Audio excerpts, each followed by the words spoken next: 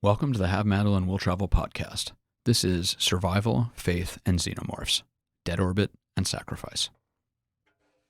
In January 2026, I swerved a bit and read two short comics set in the Aliens universe, i.e. the universe kicked off by the 1979 Sigourney Weaver film Alien. It was interesting to see how a film franchise could be used as a springboard for telling standalone stories in a different medium. Comics are kind of the perfect medium for these kind of small-scale stories, at least in a franchise like Aliens. The Aliens franchise is immediately recognizable for its imagery, between H.R. Giger's absolutely iconic creature design and the parasitic body horror of the face-hugging and chest-bursting alien life cycle. Comics, as a visual medium, can retain the iconography, and drawing a convincing sci-fi future doesn't cost the millions of dollars that filming one would. Making a movie or TV show is expensive and requires a lot of people, but with a comic, a couple of creators can get together and tell a tight, compact story while still making it feel very much like the film franchise, without having to worry about the broader marketability needed to recoup filming costs. The two stories, Dead Orbit and Sacrifice, are also very different from each other, with the former being a tense and harrowing horror survival story, and the latter a mournful and melancholic personal one. Aliens Dead Orbit is a 2017 comic written and drawn by James Stokoe.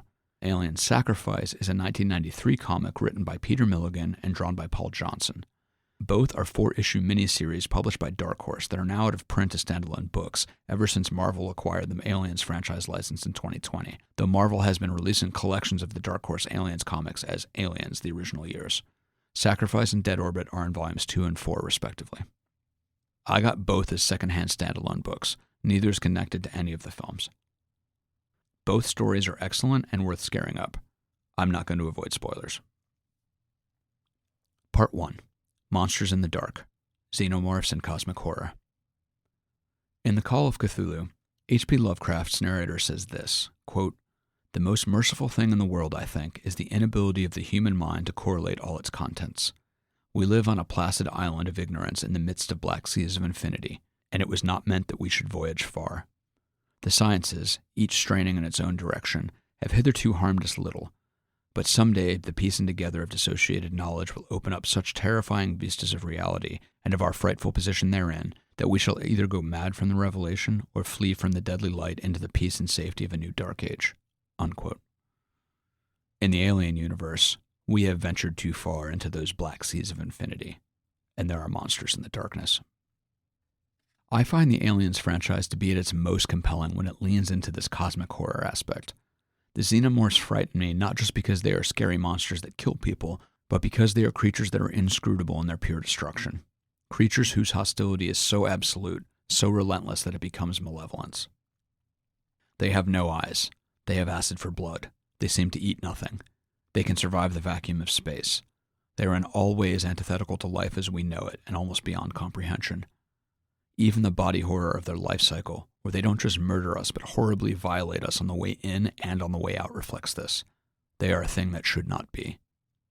Once you've encountered the horror of the xenomorph, you can't go back to who you were, and no universe that could produce such a thing could be a good universe. And that vector, that sort of existential dread, is really interesting to me. Dead Orbit nibbles at the edge of this kind of cosmic horror, and Sacrifice is explicitly about it. Personally, I very much don't like stories in the franchise that try to explain the origin or quantify the combat stats of the xenomorph. This lessens the aspects of them that resonate with me. As I always say, lore is not a story, and in the case of Aliens, I think filling out the stat sheet diminishes their power. This is why I skipped the films Prometheus and Covenant. I don't care about their origins, and finding out that it was genetically engineered black goo or a crazed android that created them, and not even all that long ago, does not interest me at all. I also think the parts of Romulus that tried to tie the origin lore into the story were easily the worst parts of that movie. Overall, I liked that film, and I think the first half was incredible, but I do think the black goo-triggered epilogue was a train wreck. A nice thing about a fairly anthological franchise like Aliens is that you can just ignore entries you don't like or that don't interest you, and it's mostly fine. It's like the Bond franchise that way. Moonraker is fucking terrible. Part 2. Dead Orbit. Dead Orbit's plot is really simple. A pair of aliens get loose on this Factoria space station. The unarmed crew tries to survive. It doesn't go well. The story unfolds in two parallel timelines. In the present, the engineer Wasilewski has to leave the relative safety of this Factoria's observation deck because the deck is running out of oxygen. As he creeps through the damaged, silent station, the story intercuts with the past, which shows a derelict ship arriving on autopilot and the Sphacteria's crew retrieving 3 badly burned but alive bodies from the derelict's cryosleep chambers. Shock of shocks, 2 of the bodies have aliens inside which burst out and havoc ensues. The crew is picked off one by one, with Wasi as the last survivor. There is no safety on the station, both because of the stalking xenomorphs and the oxygen slowly running out in the Sphacteria's modular sections. Every time Wasi manages to escape to a new module, the oxygen indicator shows he has about 4 hours left before he has to move on. And the aliens are somewhere. Wasi is just trying to stave off death for as long as he can, and after each escape, both ticking clocks just start again. It's bleak, and salvation isn't really on the table. He's fighting inevitability, and he's going to lose no matter how hard he rages against the dying of the light. The book ends with Wasi in the life support module that he has just blown free of the station. The xenomorphs are gone, but his oxygen indicator begins ticking down again as he exhaustedly lights a cigarette with nowhere else to go. It's a story with lots of empty corridors and a lot of silence. Wasi doesn't talk to himself as he creeps through the station, which occasionally creaks or hisses oxygen. The general quiet isn't comforting, though, nor is it an indication of safety. It's quite the opposite, and it amplifies the tension. The aliens are listening, and he has no idea where they might be. Any sound he makes puts him in danger. Wasi also has a loud smoker's wheeze when he is frightened or exerts himself, the noise of which bursts into the silent corridors, potentially betraying his presence. I appreciate there's no lore in this and no real answers for any of the Sphacteria's crew. How did the aliens get on the derelict ship? Who are the derelict's crew and why are they all horribly burned? What the hell happened? How did those things get inside the derelict's crew? Wasi and company will never know. Art. James Stokoe's art is really impressive, not the least because he did the penciling, coloring, and lettering himself. There is a lot of detail in every panel, and this manages to give a kind of paranoia to the reading experience. There is so much to look at, and in the busy space station set, I found myself meticulously scanning each panel, trying to parse what I was looking at, which is exactly what Wasi is doing as he tries to figure out whether that mess of lines in the distance is broken wiring and pipes or the xenomorph. This effect feels very purposeful and doesn't ever feel like busy detail for busy detail's sake. It's a brilliant use of the comic medium's strengths to inject atmosphere and tension. There's great panel flow, with each one leading elegantly into the next, and different frame sizes propel the eye between the panels with a perfect rhythm for the atmosphere, even taking my paranoid panel scanning into account. The characters are well individualized, with slightly exaggerated faces, which is a touch more cartoony than how the environment or the aliens are drawn, but it both gives the characters a lot of expressiveness and makes them easy to tell apart. The slight cartoonish style also dampens some of the grossness. The burn victims getting chest bursts in the med bay when the young aliens emerge would have been utterly, maybe distractingly horrific if drawn hyper-realistically. There's also some good small environmental details like the module letters on the bulkheads that the characters occasionally pass that help orient where they actually are in the station. They aren't distractingly prominent, but let an even vaguely attentive reader keep up with the geography. Dead Orbit also has, for lack of a better phrase, really good sound design and scenic editing. The way speech bubbles from the other timeline creep in as Wasi sneaks through the station makes for a natural and almost cinematic transition to the flashbacks. You've seen this in movies 1,000 times, where sounds or dialogue from the flashback start playing before the scene cuts to the past. There's also some really good and creative fades between timelines where past Wasi kind of dissolves into shrapnel or maybe embers that then flow into the next panel and reconstitute into his present timeline location. It captures what it feels like to come out of a memory, and the transitions also manage to feel sort of metaphorical. It's an effect that would be really hard to pull off in film. The kind of realism film naturally pulls towards would make this a really weird transition, but it works amazingly here. Stokoe uses subtle color work to signal to the reader which timeline they're in, with the past sections having a slight reddish tint and the present sections being slightly blue. This becomes a really neat effect near the end when the two timelines start to happen simultaneously in the same panels, as the dire present starts to directly echo the dire past.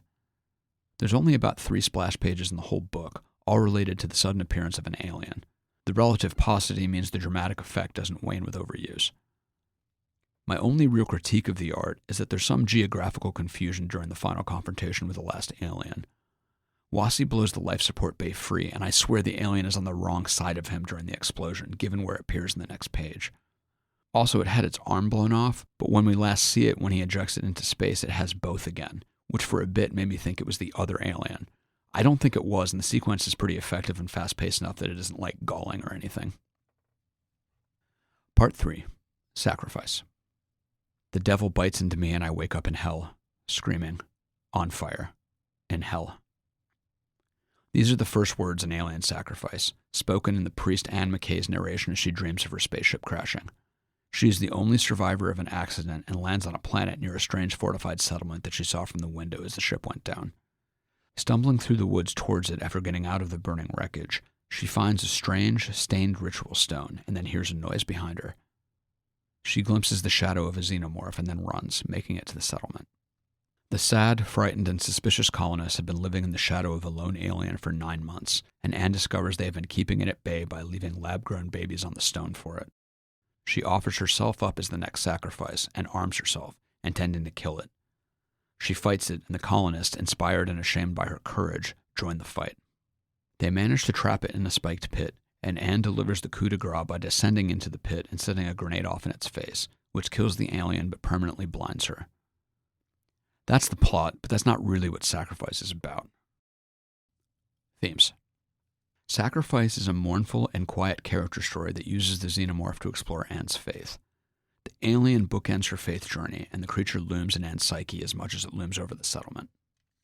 This is revealed slowly, with some nice foreshadowing, as Anne dreams of the xenomorph in more detail than she could have seen in the dark woods outside the settlement, and she refers to the half-glimpsed thing as an alien when she's talking to Masters right after she sees it. I initially thought this was some narrative sloppiness, but as the story unfolded, it became clear that she had encountered a xenomorph before. When she was a child, one killed her mother, and Anne fled to a church where she dealt with the trauma by believing with, quote, a ferocity that scared the older priests, unquote. In her dreams of the beast, she is obsessed with looking into its eyes. Indeed, the stylized creature in her subconscious does have eyes, jagged, angry, lightning bolt-looking eyes. She says explicitly that, I have to look into its eyes. I have to see if they're the eyes of the devil. The reason for this fixation becomes clear at the end when she descends into the pit trap with a wounded, struggling alien rather than just tossing the grenade in. I will look into its face. I will see its eyes. If he is the devil, I'll know it. And if there is a devil, then there must be a god. But of course, when she does look into the xenomorph's face, there are no eyes. As she recovers in the new eternal dark of blindness, she says, What did I see? Nothing. It has no eyes. Neither of us have now. I saw nothing. No devil, no ultimate evil, no ultimate anything. Just bland, indifferent destruction. No more demonic than an earthquake or a plague. There is no devil. There is no God. For Anne, the alien reveals that there is no plan. There is no one looking out for us and no enemy trying to architect our downfall. There's just bland, indifferent destruction. There's no hostile metaphysical intelligence. The universe itself is hostile, unreasoning. The alien that triggered the stirrings of her faith and her desire for certainty is there at the end, stomping it out. Her faith on some level was aspirational, and it was a faith not just in religion, but in an ordered, comprehensible universe. The xenomorph destroyed all of that. This shit is bleak. Art. I think Paul Johnson's art in Sacrifice is wonderful. It's painted, though it at times almost looks like colored pencil, and is similar in realism to the art of Alex Ross, who did the iconic art for Kingdom Come and World's Greatest Superheroes. Johnson is older than Ross, and Sacrifice predates the books I just listed by several years. Everyone in Sacrifice is very individualized and easy to tell apart. Johnson said in an interview with Comics Beat that he majored in fine arts and that, quote, my comic painting technique and style drew on a wide range of influences, from fine artists such as Rembrandt, Degas, and Francis Bacon, to classic American illustrators such as Howard Pyle and N.C. Wyeth, unquote. The backgrounds in a lot of the panels are a very deep black, and this darkness and the shadows everywhere impart isolation and fear. The omnipresent darkness fills the pages with paranoia, as there's no chance the character will actually spot the jet black alien in it before it is on top of them. They and the reader have absolutely no idea where it is. The few direct encounters with the xenomorph are frantic, with a mix of framings and quick insert close-ups that are disorienting in the best possible way. The art in Sacrifice really sells the melancholic tone of the story, and I really like how the flashbacks to Anne's mother are on cool blues. The way the flashbacks feel reminded me a lot of how the dreamlike flashbacks are used in Terry Gilliam's 1995 film, 12 Monkeys. Part 4. Gallimaufry. Dead Orbit. James Stokoe also wrote and drew the 2012 comic Godzilla: The Half-Century War, which I read right before Dead Orbit. Originally, this piece was going to be about that book as well as Dead Orbit, as they're both extensions of film franchises by the same author. But while I enjoyed Half-Century War a lot and thought it was really good, I didn't have that much to add about it. It's worth checking out if you like Stokoe or Godzilla. I love the moment near the end of Dead Orbit when Wasi blows the medbay free and the alien emerges from the shattered station, unfazed by the vacuum of space. The expressiveness of Stokoe's faces was really well deployed here, and you can almost feel Wasi think, "My God, how?" Dead Orbit also has a cool moment for the reader when the aliens chest burst out of the bodies in the medbay. I had a distinct moment of, oh no, there's two of them during this scene, as this was the first time a reader would realize there was more than one stock in this bacteria. It immediately raised the peril of an already perilous situation for Wasi. It's a nice reverse dramatic irony. Wasi knows in the present timeline that there's two, but the reader doesn't. After Wasi manages a narrow escape from the aliens, I really liked how he just sits down and collects himself in the med bay, while the blood drips from the chest-burst bodies in a slow, persistent drip, drip. Like I said above, this book has really good sound design. One of the best examples of how tense the story can be is when, after a hull breach, Wasi passes out in the middle of the station corridor due to the oxygen jetting out of the damaged module. Watching him gaspingly struggle and fail to stay conscious while the aliens might be near was actually rather stressful. He wakes up in a different part of this bacteria in a very bad situation.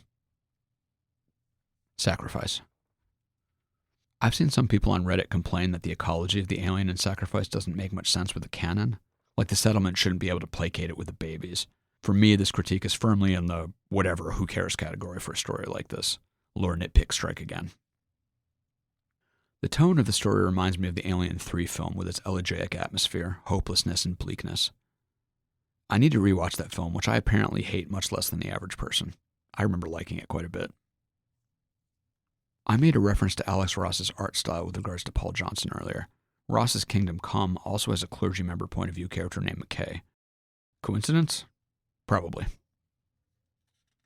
There's a lot of Dutch angles, which in cinematic language implies a world that is off kilter. The technique is really well used here. Anne is dislocated, reeling from traumas in the past and present, and her worldview is under strain. Paul Johnson had a relatively short comics career. In that Comics Beat interview, when asked why he retired, he said, quote, "The mainstream companies had their own properties, and that's what they wanted to sell.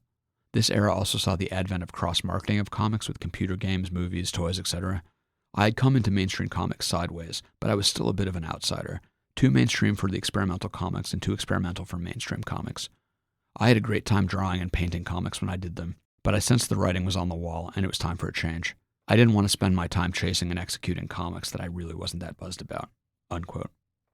Johnson doesn't do art anymore, but seems fine with that. I'm planning on checking out more of his work. Part 5. Conclusion. I really liked both of these stories and found them to be very compelling. They are quite different in terms of plot and art, but both are really, really assured and effective in what they were trying to do. Dead Orbit was a stressful read in the best possible way, and Sacrifice stuck with me for a long time afterwards. They told stories that leaned into the elements I like about the Alien franchise. Tense, overmatched survival horror in Dead Orbit, and existential dread in Sacrifice. And both were really fascinating looks at how creators can expand a film franchise into a new medium, and really masterfully use the language and techniques of the new medium while still making the stories feel like they are in continuity with the films. I have no idea what the overall quality is for the Dark Horse Aliens IP as a whole, so I can't weigh in on whether the collected editions featuring these stories are worth it overall, or if it's better to get secondhand standalone versions. Aliens is great, and I appreciate that people are using the franchise to tell lots of different kinds of stories and tell them well. I like when things are good. Happy reading. This has been the Have Mandolin Will Travel podcast. I'm Matt Giuliano, and I hope you've enjoyed this piece. Check out havemandolinwilltravel.com for a look at some of my other projects and to hear my music. Cheers, and happy listening.